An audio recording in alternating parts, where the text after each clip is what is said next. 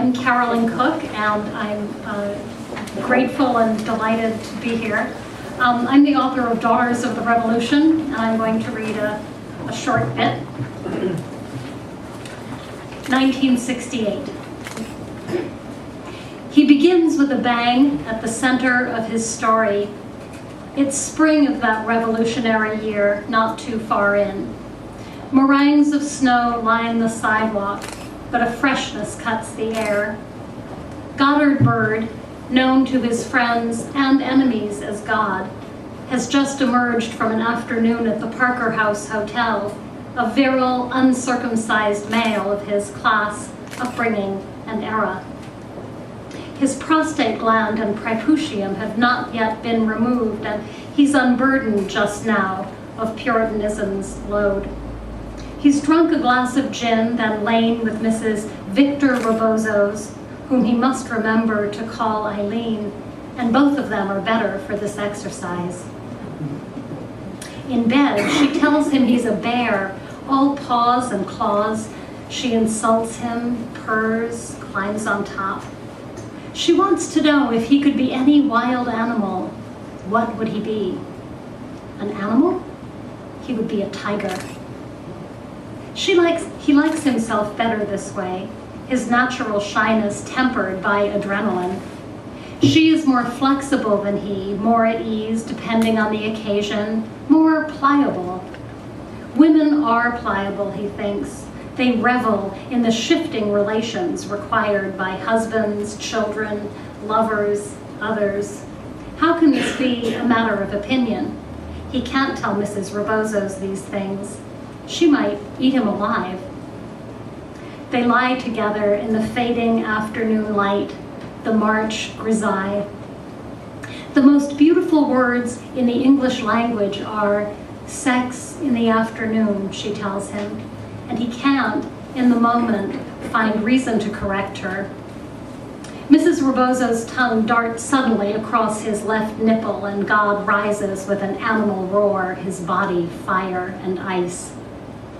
She smiles. I read that in the Kama Sutra of Vatsayana. Do it again, says God. Her tongue and lips move excruciatingly over his body, describing ancient techniques from the Orient. He rises obediently as a snake in a basket. God lifts his head to look at her and feels an organ breach, maybe his liver or his spleen. She looks like a boy, almost. Short hair, hoops in her ears. All of it signifying what? Maybe nothing. Eventually, he pins her to her back, which she seems to enjoy, and humps her in the familiar way, running breathlessly toward a goal, which he reaches.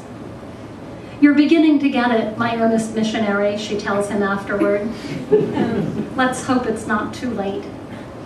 They share a plate of cold roast beef, a famous roll. Naked, quivering a little, she wraps a blue knit scarf around her shoulders. My dark secret, she says, all my life I've been drawn to misogynist coots like you. It's like a taste for black coffee, incredible when you think about it. Even God is surprised that a free-spirited woman such as Mrs. Rebozo's would so defiantly stand beside an old man in his shadow, eat meat with him, and be his prize. I have to go, he says into her ear. You could stay all afternoon. You could have a bath. Just a quick shower, she says. I have a women's thing.